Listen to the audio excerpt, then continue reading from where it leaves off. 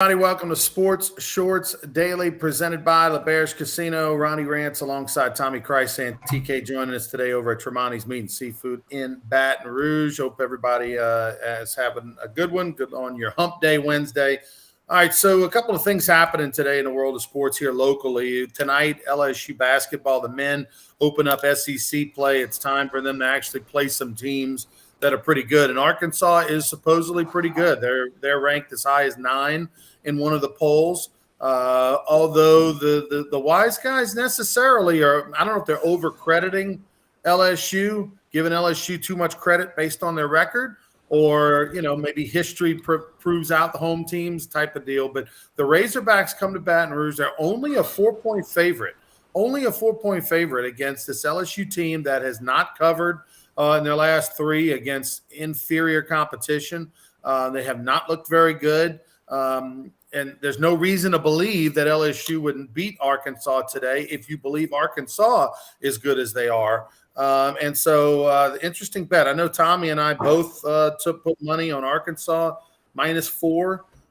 You got to do your own due diligence on that. But TK, a little surprised by that. Well, both teams are 11-1, but obviously you got to think Arkansas, they're ranked 9th. LSU's not ranked. I mean, I think that too many of these wise guys are just looking at the 11-1, and it is in Baton Rouge at the PMAC. And I think they're looking at that. But, I mean, everybody I'm talking to is thinking that, this is like a rout by Arkansas. It don't matter where the game is. So, I don't know. It's kind of strange things on a Wednesday, if you will. But I'm like you. I already got money down on the Hogs. I think they'll get it done, and I think it could be a blowout. Now, maybe the wise guys that they're right more than they're wrong, but we'll see on this one. So when you look at Arkansas in the month of December, we're just going to, you look at the last 5 games that they've played. They beat UNC Asheville at home by 24. They beat Bradley at home by 19. They beat Oklahoma by 10. Oklahoma's 7-3 on the year. They're one game that you look at and go, ooh, that kind of looks like LSU. They only won by 7 back on the 6th of December against UNC Greensboro. UNC Greensboro is 4-6. So that's a similar opponent to what LSU has played recently, and they only won by 7. They blew out San Jose State by 31. So outside of that one game, the other 4 took care of business, kind of won about what you would expect they won. The reason that they're ranked so high is they beat San Diego State, who was a top 20 team back at the Maui Invitational. They lost to a top 10 team, Creighton, by 3. They knocked off Louisville. Louisville's not good this year. And other than that, nothing really super impressive. They had the 1 win against a ranked team. They lost by 3 to a top 10 team. Everybody else was not very good who they played. They took care of business and knocked off a named team in Oklahoma by 10. So their resume isn't super impressive. But when you look at LSU and you look inside their games, they don't really have anything of note that's impressive as far as wins go. They haven't played anybody, and they haven't really been covering. So, something's going to give. We're going to find out either if Arkansas is just over evaluated. Like, are they really a 9-10 ranked team, which they are right now, based on their resume? They haven't beaten anybody per se that, other than one top 10 team. So we're going to find out, is Arkansas as good as everybody thinks, or are they not? And then LSU, this would be a giant step forward if they could win this game. Hell, if they could lose by a bucket, to me, that would be a surprise. So, I don't know how many people will be at the PMAC tonight. We're still in the holiday season with New Year's coming up, and it's an 8:00 tip. We know it won't be a giant crowd from the students' perspective, but no reason for the fans not to come. It is on ESPN2 if you're not heading to the PMAC. So we'll see what happens. I'm curious, like you. Can LSU keep this thing close? Can LSU win it? It'd be amazing if they won it and got off the league play 1-0. Again, Matt McMahon's first time coaching an SEC opponent. We'll see. I think I'm going to have to make sure I got some eyeballs on the TV tonight.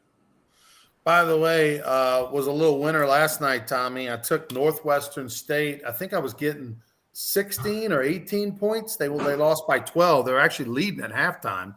But Northwestern State, the Demons out of Natchitoches, lost by 12 to Texas A&M. Texas A&M not very good, only 7-5. But Northwestern State 8-5. They're really good for the Southland Conference. And they went on the road and played A&M tough, just ran out of juice in that second half. They were up by 5, 33-28 at halftime, but they only scored 19 points in the second half, but they did cover easily the 16, 18-point spread. So a little demon love there.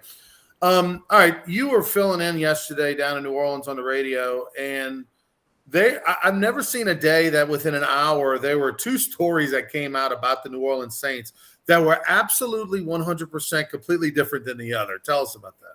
Well, I was filling in for Eric Asher on Inside New Orleans. Eric was taking a vacation. I hosted the show from 4 to 6 yesterday. You came on. Well, Ronnie, when I was making my show notes, a couple hours before the show started, and then all of a sudden, about 30 minutes, I get this story that New Orleans Saints, Jeff Duncan of Fox 8 WVUE in New Orleans, and one of the USA Today guys writes that the Saints are committed to retaining Dennis Allen for the 2023 season. He's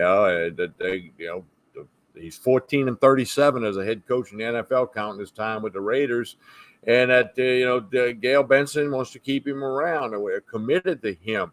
1 year. It's rare that a coach gets fired in his first year, but it happened to Urban Meyer. It happened to Nathaniel Hackett with the Broncos this week.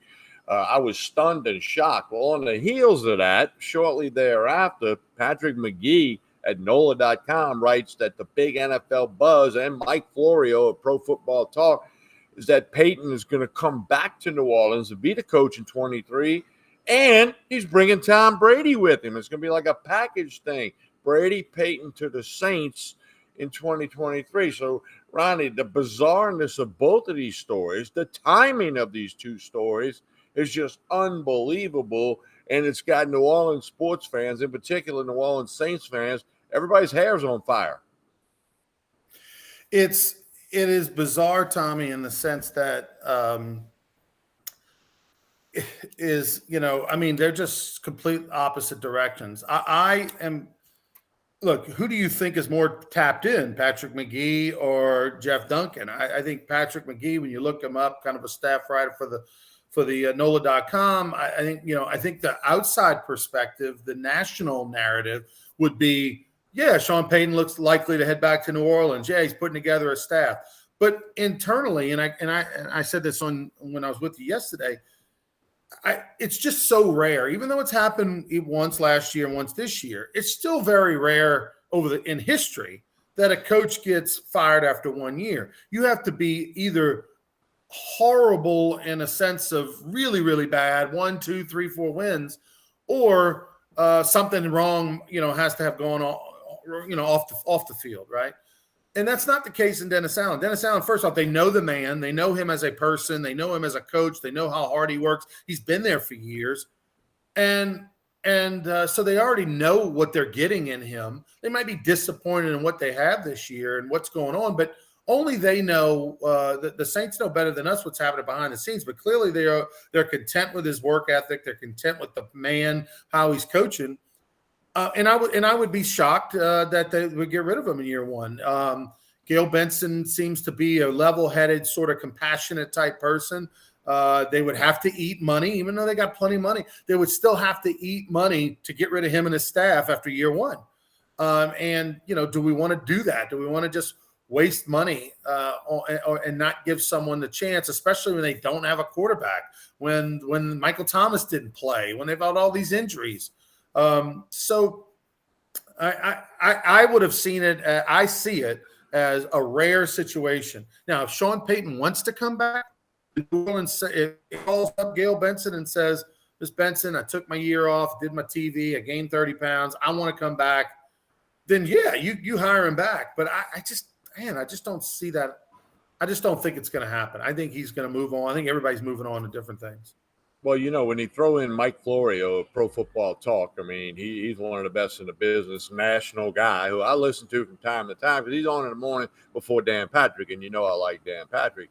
So, when his name gets in there more than Patrick McGee, who I don't know and doesn't have a long track record, it makes you scratch your head a little bit. I don't know. It's crazy. Typically rumors like this don't come to be, but if Peyton and Tom Brady end up in New Orleans, you talk about a story. And as we talked about yesterday and I talked about, the NFC South is there for the picking. It's there for the taking. I mean, all 4 teams in there are suspect at best, and one of them's going to win the division with a losing record and go to the playoffs. So if you can get the right combo in and get it going, you might have something. Now, I don't think it's a money thing with Sean Payton. I mean, Gail Benson's worth almost $4 million. So I don't know that it's a money thing. Saints are paying $42 million dead money right now. Dead money is money going to players that are either A, no longer in the league, or B, no longer playing for the Saints. So, I mean, Mickey Loomis's track record speaks for itself for a long time. Very successful. He's been a wizard with the cap, all that good stuff. Finds a way to make things happen. Overall, the drafts have been good. And this is a critical time for the New Orleans Saints when looking at the next chapter. And, oh, by the way, if they win out and the Bucs lose out, the Saints are in the NFL playoffs. Then I think there's no way you can get rid of Dennis Allen. But never say never. This stuff is craziness. And look, I agree with you. Dennis Allen's a good guy. They know him. He knows them. Family thing, whatever you want to go. But it's all about winning. And the dude's 14-37 with 2 games left this year. It's all about winning. Get to the playoffs and make a run in the playoffs and win a Super Bowl. I don't think he's the guy to do that. So, it's an interesting scenario that Patrick McGee paints from NOLA.com, though, right? That Sean Payton and Tom Brady are, still talking. Remember, there was the rumor that they were, and not a rumor, like there was talks. 2 things were happening. One was you had the UFC guy was trying to get Tom Brady to go to the Raiders. That was supposedly being discussed and in the works. And then the other was Tom Brady was going to go to Miami with Sean Payton and, the Dolphins and head there. Look, with Tom Brady and the New Orleans Saints, does Tom really think he's got 2 more years in him? Because to me, if you're the Saints and you do that, you're doing it if it's a 2-year kind of commitment, not necessarily a 1-year commitment. But I mean, it's a great story. It's a great scenario. New Orleans Saints fans, I think, would love it if Tom Brady and Sean Payton came back and Tom signed a 2-year deal. And we know it's a 1-year deal because if the Saints somehow win the Super Bowl, then maybe he decides to leave after 1, which nobody would have a problem with. But it's just to me, it seems like it's just a nice national story of connecting dots. But I think the realistic is the Saints don't want to eat up a bunch of money, firing a bunch of coaches. They don't really have the draft structure to go get people. By the way, if Sean Payton, ends up coming back, you don't get a first-round pick from another team. So Sean Payton's going to come back with no first-round pick, serious cap issues, a team that needs pieces. I hope I'm wrong, Tommy, but I feel like you're going to be buying me the most expensive red velvet cake I can find. Well, here's the other thing, right? Well, number one, the timing of this stuff is incredibly odd. Okay, I'll leave it at that. But I read yesterday after I got off the air in New Orleans, that if Peyton signs with another team and then the NFL says what the compensation has to be for the Saints can deny the deal. They can say not good enough, and that means Peyton can't coach for that team. So maybe the handcuffs would say Peyton comes back, and they figure out how to get it done. And I don't think Peyton comes back to coach Andy Dalton or Jameis Winston, but would he come back to coach Tom Brady? Ooh, man. Right. This is going to be an interesting story. I don't think we're near the end of this story. We're not even close to it. I can't wait to see how it unfolds. Well, I was surprised that in the Jeff Duncan article through WVUE Fox 8, when they reported Jeff Duncan said that Dennis Allen kind of got is going to be back because the ownership and all that sort of guaranteed to be back.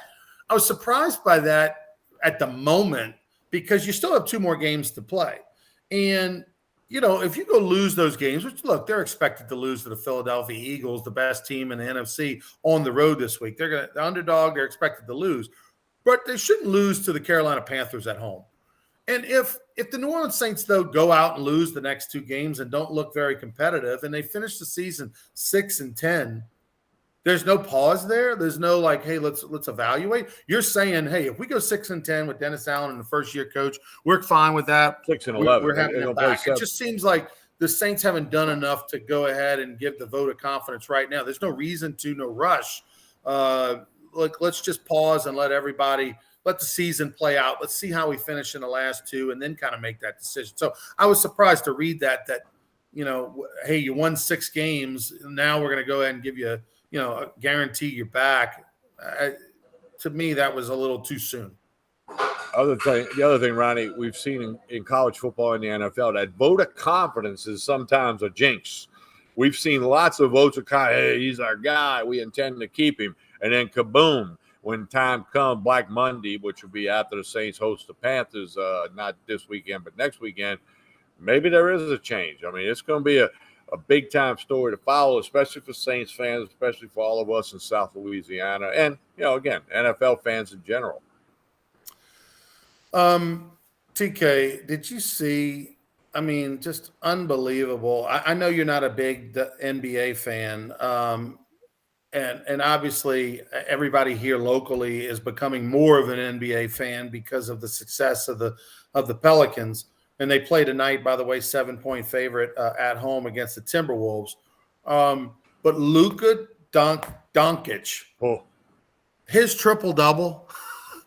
I mean, it's the first time in the history of the NBA that someone had 60 points in a triple-double. I mean, just an unbelievable game. I think did he have 20? Yeah, 21 rebounds to go along with 10 assists. Well, Ronnie, when you do something that's never, ever happened in the NBA with the long list of great players and scorers, I mean, for 2 weeks naming everybody, you do something that hadn't been done before, that's impressive. That gets your attention. And everybody knows he's a great player. But, wow, when I saw those numbers, and like you said, I'm not the biggest NBA guy, but I looked at those numbers and holy smokes. And it's magnified by the fact that it's never happened before in the NBA. Well, here's the thing is that my immediate, and I just looked it up and I'm going to give you the information. My immediate thought was that, come on, Bill Russell or Wilt Chamberlain had it back in the 60s when they were such a dominant force and you had such few teams and the athletes and the size wasn't across the board what it is these days. I would have thought Wilt would have had a triple-double with 10 blocks maybe in a game, not assists, right? That, there would have been, a 50, 60-point game, a 10 or more rebound game, and maybe a freak block game where him or Russell just kind of owned the lane. In fact, when you look it up, this is incredible. There's only 4 times in the history of the NBA that anyone's had a 50 or more point game triple-double. Elgin Baylor in 61 did it, 52 points, 25 rebounds, and 10 assists from Elgin Baylor back in 1961. Wilt Chamberlain did it twice in 63 and 66. Tommy had a 51, 29, and 11 game. And then in 68, he had a 53, 32 rebound game with 14 assists. And then Luka in 2022, a 60-point game. It hasn't happened since 1968 that someone's had a triple-double with 50 or more points. So, I mean, like, unbelievable performance by Luka, for the Mavs and an overtime win. I mean, the dude is just incredible. Early on in his career, because he's white, people were making the Larry Bird comparison.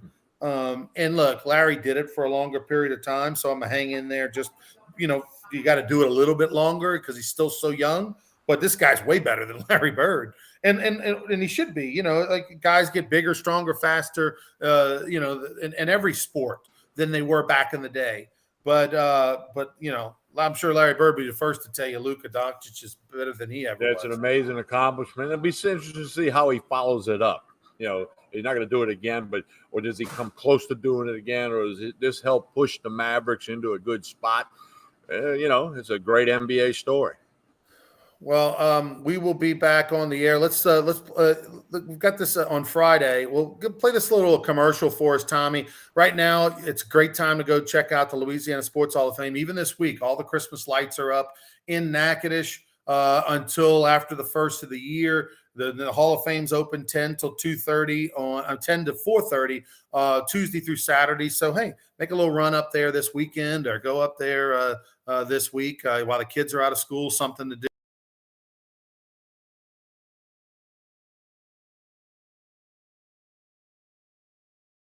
The Northwest History Museum is located on the banks of the Cane River in historic downtown Natchitoches. Come check out the state's architectural marvel and stroll through the great Louisiana history of athletics.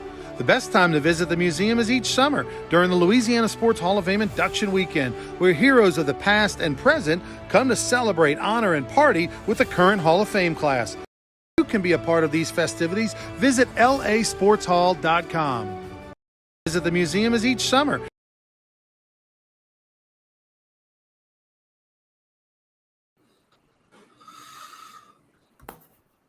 Well, and then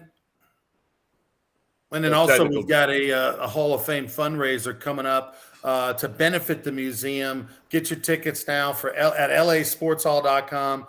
I chuckle every time I see this poster because it's such an amazing event we have coming up. Friday the 13th, night fights. It's going to be taking place at the Lamar Dixon Expo Center in Gonzales. It features 7 pro wrestling events, 4 of them for championship belts, and then a celebrity boxing match for the ages between Ryan Moranto and Casey McKenzie. We've already sold out all the VIP tables. We've already we've got tickets and general admission and reserve seats available as well. Go to lasportshall.com, lasportshall.com. We hope to see you there Friday the 3rd. Good family fun as well. Bring the kids out. They'll enjoy the wrestling portion tremendously. Chance to meet some past Hall of Famers as well. So, TK, before we get out of here, tell us about Tremonti's Meat and Seafood. Well, they're closed right now for some inventory and some spring cleaning, but they'll be back open Saturday if you need any kind of wine or bourbon or whiskey for New Year's Eve parties, steaks, seafood. They're open regular hours on Saturday, which is New Year's Eve. Again, they close every year at this time, do some cleaning and some inventory and things like that. They will be open Saturday for any of your New Year's Eve needs. And, of course, they're going to be bigger and better in 2023. And we'll tell you a little bit more about that on this Friday when we're doing another Sports Shorts Daily. And then, of course, we got Sports Shorts Radio Saturday, regular time, even though it's New Year's Eve. Tell everybody where we're going to be. Yeah, we're going to go over to God's country. And I want to thank all the folks over at the Bruley Walk-Ons. We've been going over there for a very long time, and some of our friends opened up Fat Daddy's, kind of took over and bought Fat Daddy's over there in downtown Plaquemine. We've already been there once and had a great time and great food. So we'll be over there this Saturday. Come check us out at Fat Daddy's in downtown Plaquemine and have a little lunch with us. It's a perfect name for this group. All right, TK and I'll be back with you Friday morning. Until then, have a great one, everybody. Please like and share this video. Help us out. Thank you.